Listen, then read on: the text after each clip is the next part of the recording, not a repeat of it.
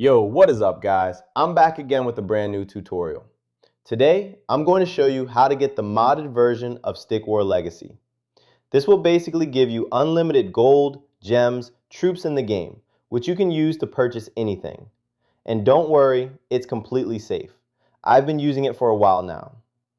I have a bunch of options right here, such as God Mode, unlimited gold, gems, troops, one hit, auto win, and much more.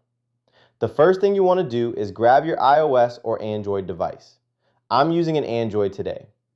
Once you're on your device, make sure you already have Stick War Legacy installed and fully updated.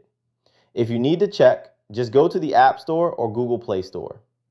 Once that's done, the next thing you need to do is to simply head over to the pinned comments down below. There, I explain exactly where you can get Stick War Legacy++. So, just head over to the pinned comments, leave a like if this method worked for you at the end, and that's it.